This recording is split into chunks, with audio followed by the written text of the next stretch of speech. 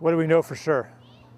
Yeah, what comes to my mind first is, who is we that is doing the knowing or the not knowing? I don't think that I have an answer for that question, but I can at least endorse the question, especially the part, what do we know for sure? Because a lot of things that we thought we knew for sure, we're beginning to suspect that we don't actually know those things. So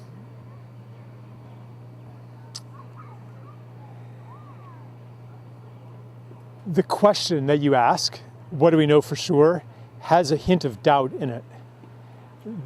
And I think that we need to hold that doubt as precious, because so much of what civilization has done to Earth has come from a false certainty.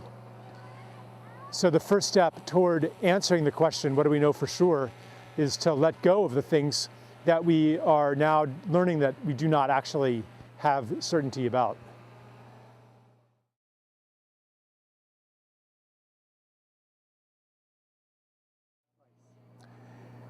Well, resilience comes from community.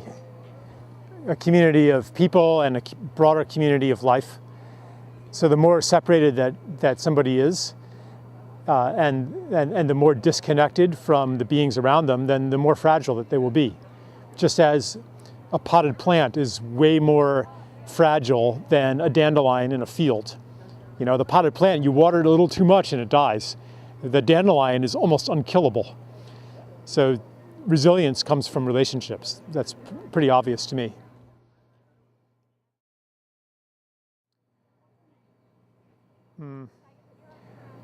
Well, I'm not sure exactly what the main message will be until after I've delivered it, but it's probably something about, I want to amplify and expand the understanding of a living planet and how that impacts our individual and collective choices on Earth.